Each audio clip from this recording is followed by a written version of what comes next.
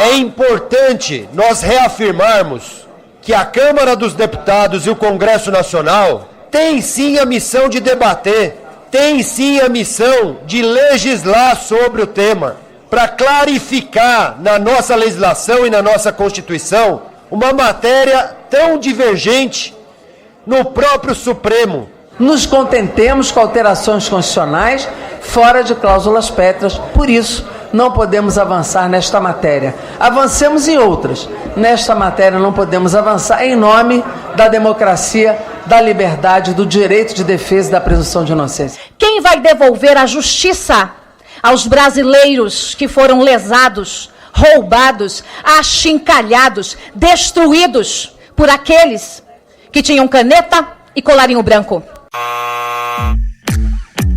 O debate começou na Comissão de Constituição e Justiça da Câmara dos Deputados e está recheado de polêmica no Senado, onde o presidente Davi Alcolumbre chegou a falar em constituinte para que as prisões voltem a ocorrer após a condenação em segunda instância. Eu estou aqui há 19 anos no parlamento. Há muitos anos, volta e meia, o debate da constituinte vem à tona no Congresso Nacional.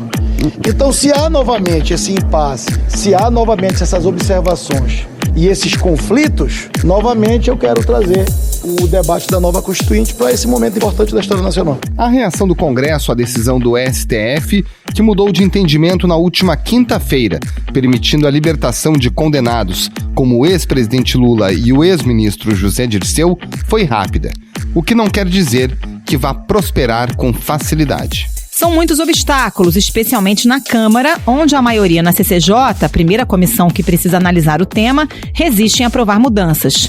Qual o caminho mais fácil para o Congresso reverter a decisão do Supremo? Quais são as principais dificuldades políticas e legais? Como o governo acompanha esse debate? Esses são os temas do Ao Ponto de hoje. Eu sou Carolina Moran, estou com Roberto Maltic e participam do episódio de hoje a repórter Amanda Almeida, que faz a cobertura diária do Senado, e o diretor da sucursal de Brasília, Paulo Celso Pereira. O Ao Ponto é o podcast diário do Globo. Está disponível no site do jornal, no Spotify, no iTunes e nas demais plataformas de áudio. Fique com a gente.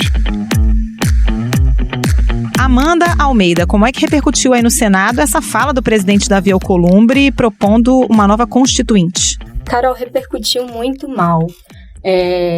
Na tentativa de colocar panos quentes na declaração dele, aliados disseram que ele foi mal interpretado, que na verdade ele estava querendo dizer que só se pode mexer na questão da segunda instância por meio de uma nova constituinte, e não que ele estava fazendo um chamamento de uma nova constituinte. Vamos esclarecer a questão da constituinte. O senhor falou com ironia. Eu tenho que consultar os líderes. Mas o senhor falou com ironia. Não, eu quero consultar os líderes. Dei uma sugestão. Vai fazer essa Vou consultar. Não foi ironia? Algum tipo de reação no sentido de que pode prosperar essa ideia? Eu conversei com os líderes das maiores bancadas aqui do Senado, que é, no caso, o MDB e o PSD, e ambos não veem chance de prosperar essa ideia. O senador Otto Alencar, que é líder do PSD, a segunda maior bancada da casa, diz que não há clima, que não é o momento de se discutir uma nova constituinte. Eu conversei também com o líder do governo no Senado, o senador Fernando Bezerra. Ele também foi bastante enfático, disse que não há a menor chance de essa ideia avançar. Agora, Amanda, a Comissão de Constituição e Justiça do Senado vai começar a analisar uma PEC que inclui no artigo 93 da Constituição que a decisão condenatória proferida por órgãos colegiados deve ser executada imediatamente, independentemente do cabimento de eventuais recursos. Essa PEC deve prosperar na casa? Qual é o clima hoje? A Câmara vive o mesmo cenário do Senado. Há uma divisão sobre o assunto. Hoje eles passaram o dia discutindo a questão e não há um consenso. É até difícil prever para que lado vai na hora da votação. Isso porque poucas bancadas têm uma posição firme a favor ou contra. Por exemplo, contra são PT, PCdoB e PSOL. A favor são Podemos, Cidadania e o PSL. O resto dos partidos, em especial o Centrão, que tem um peso muito significativo na casa, está dividido. Então, não tem como fazer essa previsão mesmo. O clima lá é indefinido, como no Senado também. No Senado, apesar de ter um apoio por meio, a gente sabe pela carta que foi entregue ao presidente do Supremo, Dias Toffoli, de 43 senadores, o clima também é de divisão.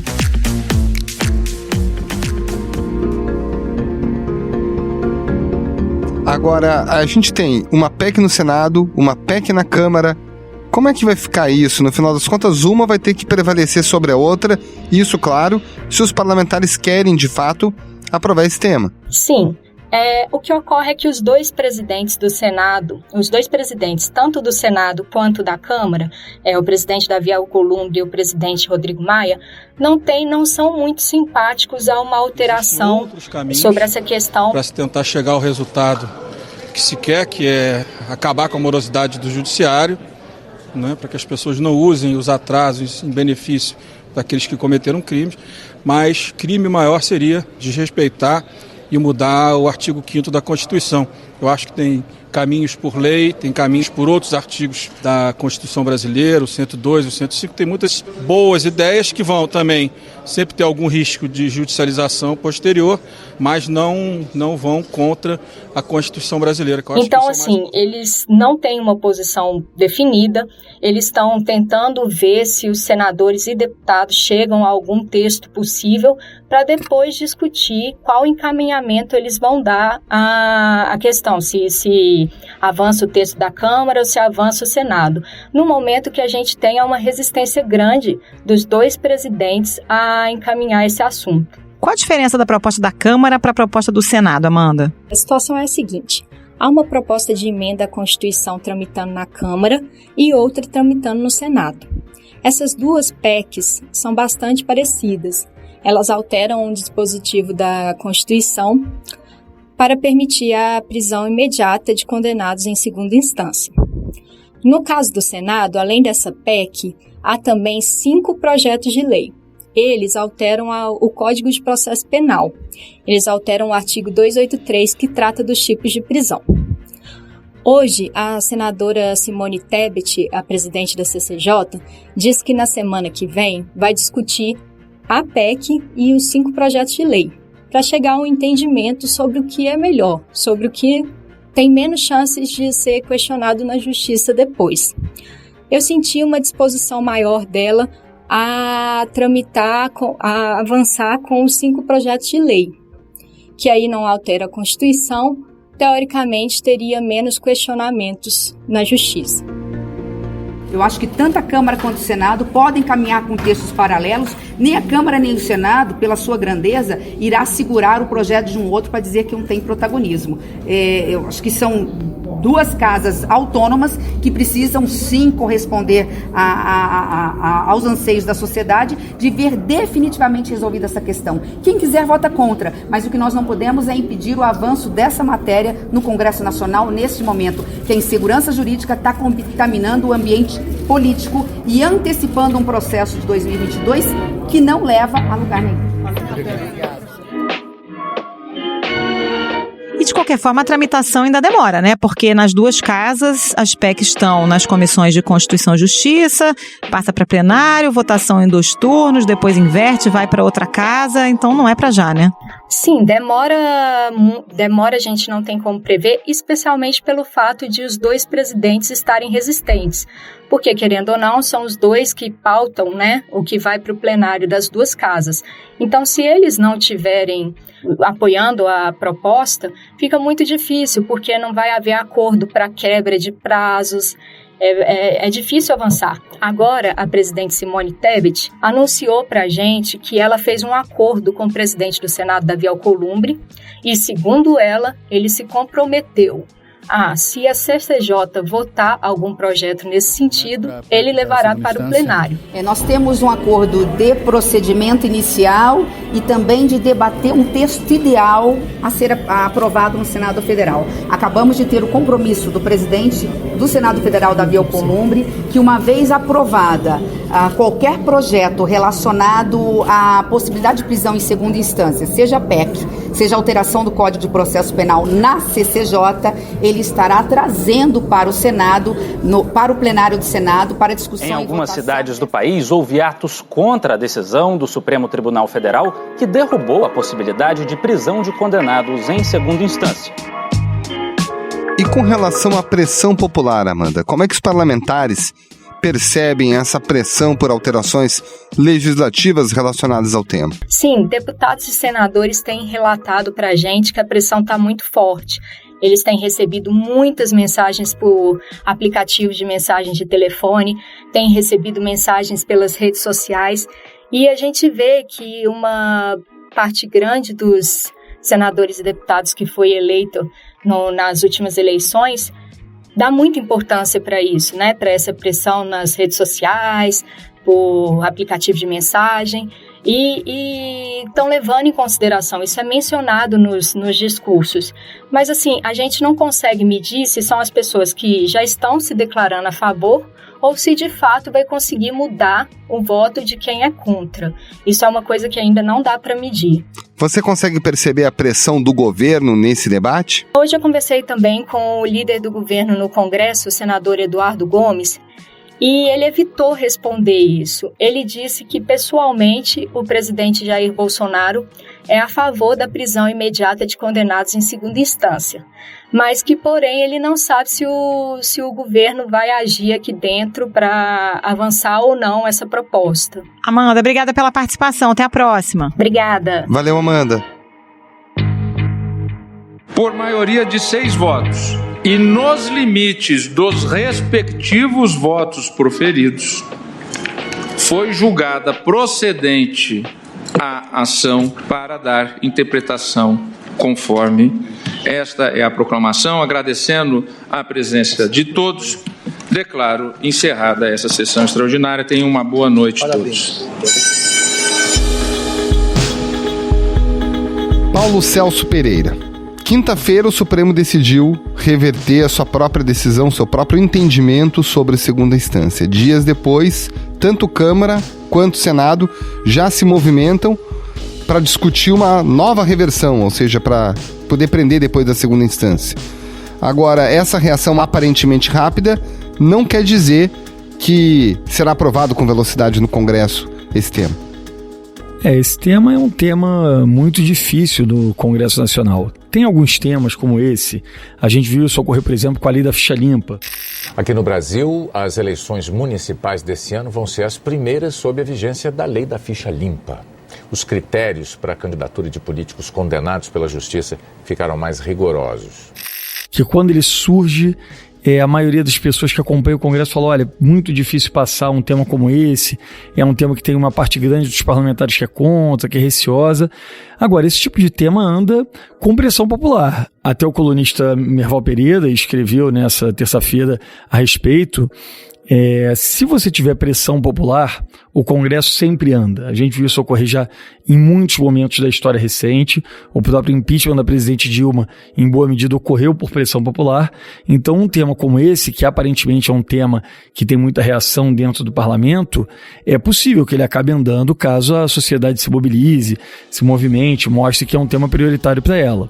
Agora, as forças dentro do Congresso, ao mesmo tempo, as forças contrárias, começam a se articular e se movimentar de forma, por vezes, agressiva ou talvez até intempestiva. É o que ocorreu nessa terça-feira com o presidente do Senado, Davi Alcolumbre. Ele, logo pela manhã, chegou e sugeriu, primeiro em tom de ironia, e depois ele falou que era de verdade, que se fosse para discutir o cumprimento de pena depois da segunda instância, seria necessário uma nova constituinte. Daí ele complica ainda mais o assunto, né? Claro, isso é um enorme bode na sala, porque uma nova constituinte significa uma nova Constituição. E você não pode fazer uma nova Constituição sobre um aspecto específico. Aí você discute tudo, A Constituição é a refundação do modelo democrático de um país. Uma nova Constituição pode mudar o número de deputados, o número de senadores, pode mudar o número de ministros do Supremo Tribunal Federal, as regras mais difíceis. A Constituição é o que estrutura o nosso modelo social. Inclusive as famosas agora cláusulas pétreas, né? A grande discussão é essa, se pode se mexer em cláusulas pétreas da Constituição. Se você vai mexer, pode mexer em tudo, né? Sim, exatamente. Então, esse debate sobre se refundar institucionalmente um país é um debate, para dizer o mínimo, delicado, né? Constituinte a gente sabe como começa e não sabe como vai terminar. Hoje as regras todas de proteção sociais que estão previstas na Constituição podem ser todas revistas. As regras que definem o funcionamento do modelo de trabalho, do modelo de previdência, do modelo de funcionamento do Estado brasileiro nos mais diversos aspectos, poderia ser revisto. Por isso que as vozes mais serenas do Congresso rapidamente, à tarde nessa terça-feira, também passaram imediatamente a dizer que isso é um tema muito complicado, que não é o caso. O próprio presidente da Câmara dos Deputados, Rodrigo Maia, falou sobre esse tema, discordou do seu colega presidente do Senado, meio que deu um freio, né? E o próprio presidente do Senado sabe que isso não vai prosperar. Quando ele fala isso, é exatamente para o debate não prosperar a respeito desse tema. Ele sabe que o grupo da sociedade que defende a revisão em segunda instância, ou a maioria da sociedade, ou essa parte ampla da sociedade que defende esse tema, não necessariamente vai defender que você rediscuta o Estado brasileiro inteiro. Então ele coloca isso na sala para tentar inviabilizar o debate desse tema. Só que as outras forças também se mobilizam. A presidente da CCJ, Simone Tebet, voltou a dizer em seguida que achava que era possível sim votar a segunda instância no Senado. No Senado, aparentemente, essa ideia tem algum respaldo, né? Porque um grupo de senadores expressivo, 43, assinou ali uma carta enviada ao Supremo Tribunal Federal na época do julgamento, pedindo que o Supremo mantivesse o entendimento da prisão em segunda instância. Já há claramente uma maioria no Senado a favor dessa PEC. É uma maioria simples ainda, né? E para você aprovar uma PEC, você precisa de uma maioria qualificada. Você precisa de 49 senadores. Mas é um número que está muito próximo. Por isso que no início eu falava sobre a pressão social. Você virar 6 votos em quase 40, não é difícil com pressão social. Agora, na Câmara é bem mais complicado. A Câmara são 513 deputados. Você precisa de um contingente de 308 votos favoráveis. Lá é onde está o grande nó para essa PEC. E aí você tem algumas questões sobre de que forma você tecnicamente conseguiria aprovar. Já que tem alguns ministros do Supremo, por exemplo, que acham que isso, ao atingir uma cláusula pétrea, o que são as cláusulas pétreas? São as cláusulas que não podem ser alteradas de nenhuma forma na Constituição. A ideia é que quando o chamado Constituinte originário, lá em 1988, fez a Constituição, ele estabeleceu que há algumas coisas, entre elas estão os direitos e garantias individuais, que não podem ser alterados por nenhuma maioria que se forme a qualquer tempo. Declaro promulgada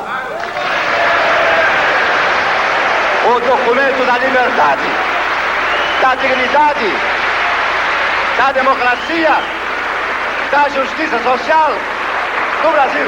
Que Deus nos ajude que isto se cumpra. E no entendimento de alguns ministros do Supremo, a execução da pena após trânsito julgado estaria entre elas. No entendimento de outros ministros, não. E como foi uma vitória muito apertada do grupo que decidiu que a execução da pena só se dá depois do trânsito julgado, no momento em que um desses ministros, que é o presidente Dias Toffoli, diz que o Congresso poderia legislar sobre o tema, já fica claro que essa maioria mudaria de lado e que, portanto, hoje, na composição atual do Supremo, o Congresso poderia sim aprovar uma PEC com mudanças nesse texto e provavelmente a maioria dos ministros do Supremo iria entender que a lei, a regra aprovada pelo Congresso estaria valendo. Mas o ministro Marco Aurélio Mello, por exemplo, tem outro entendimento. Primeiro seria uma tentativa de ultrapassar a decisão do Supremo, que foi em processos objetivos. E em segundo lugar, teríamos aí que examinar se nova redação é harmônica ou não com a cláusula constitucional do 57 do artigo 5º, que advém do poder constituinte originário. Ele é do grupo dos ministros que entende que isso é uma cláusula pétrea e que não pode ser alterado nem pelo próprio poder legislativo. Agora, hoje, aparentemente, ele é minoria, apesar de ter vencido essa última votação, entendendo que a lei atual obriga a execução só depois do trânsito julgado.